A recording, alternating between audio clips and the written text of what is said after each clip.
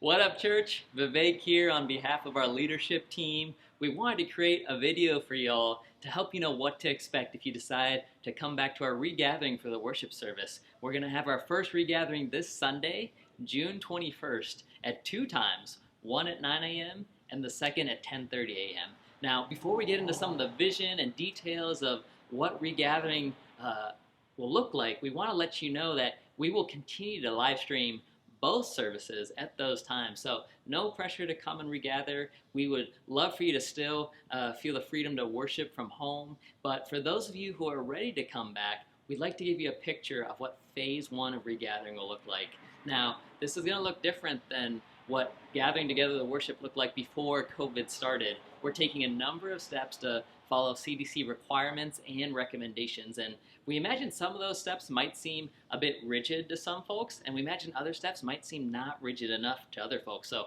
as we navigate these times together, we'd just love to ask that you would be willing to extend grace and receive grace as we try to figure things out together. But as a leadership team, we just want you to know that we've spent a lot of time gathering input, a lot of time discussing these things together, and a lot of time in prayer centered around what's it going to look like for us to regather. And after doing our trial run last Sunday, we feel like these steps that we're taking to regather are going to help create a safe place for us to worship together. And one of the biggest steps we're taking is that anyone who comes, we're going to ask to wear one of these, to wear a mask as they walk through our doors. We know this is above and beyond what the CDC requirements are, and we hope that we don't have to wear masks forever, but we want to be conservative as we begin regathering in a large group. And here's why. If you guys can recall the sermon series that we were in before in Philippians called The Joy Revolution, we camped out in Philippians 2.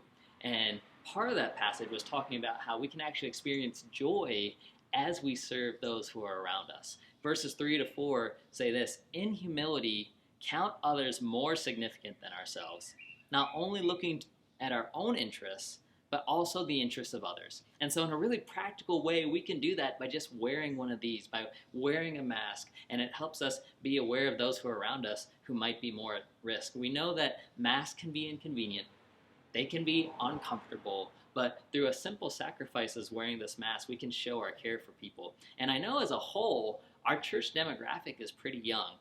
We may not feel like we're the most at risk, but many of us are connected to other people who are more at risk. And even among our saints, we may be surprised by the number of folks who are more at risk. So take myself, for example. I don't think many people look at me and consider me to be more at risk, but as an individual with an autoimmune disease, I am immunocompromised, and so I'm not the only one in our church with pre-existing medical conditions. So as we regather, we figured this would be a great way for us as a church to maybe even inconvenience ourselves in some ways in order to protect others, in order to create a safer space to gather together and worship. If you don't have a mask, don't worry. As you come and walk through these doors, one of these disposable masks will be handed to you so you can wear when you walk in. But ultimately, we hope that the Mass and every other step we take in regathering as a church is going to just create a safer environment for us to gather and worship the Lord together.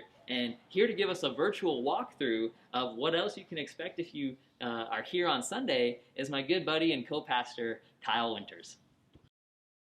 Thanks, Vivek. Hey guys, I'm going to give you a little virtual tour of this building so you know what to expect when you come.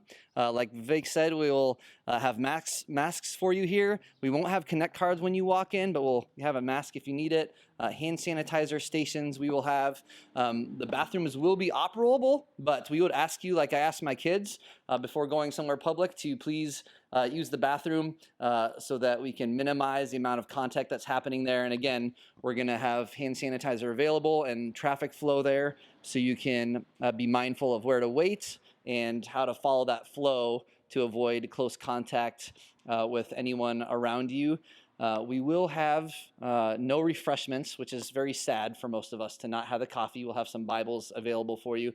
And we won't have H2O kids going next door during this phase one. Families are still welcome to join us. As you can see, we've spread out the chairs to have 6 feet front to back, left to right, between individual chairs and between clusters. And we ask for people to come with whoever they're coming with from their household to be in a cluster, but to not sit with others from different households. We do have places up to 6 chairs here so that families or people who are a part of a large house like you intercom folks could come and sit together if necessary. But it's another reason why we ask you guys to let us know if you're coming. It will help us actually arrange some of these chairs on Sunday morning to meet the needs, since we only have about 55 chairs in this auditorium. As you can see, we'll have a full band set up. We have a brand new piano someone donated to us, which sounds lovely. We're excited about that.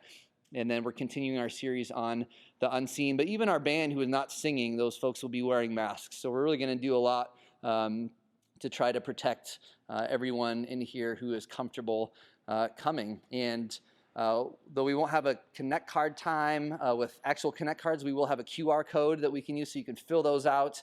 And then we'll come and go through these 2 doors, which kind of look like the gates of heaven right now with this glare. But we are going to have people come through there. And a half an hour time between the services should allow for us to have plenty of traffic flow. And we will send people out after the first service and clean these chairs off, clean everything. We'll wipe down services. So the second service folks coming in will have the confidence that everything has been cleaned before they come in and sit down. And we'll try to keep everyone moving. So our mingle time will be minimal, or we'll send people outside to mingle outside. And if you do park in the parking lot, we ask you to try to be mindful of making your way to your car and moving it if you're at the first service, so the second service folks can have a place to park there. But as usual, there's parking in the neighborhood here. So again, we hope you can join us if you're comfortable this Sunday. We'll still be live streaming everything. We love you guys. All this stuff will be on our website with even more details, so you know where to look and what to expect. But we will see you sometime soon. Take care, guys.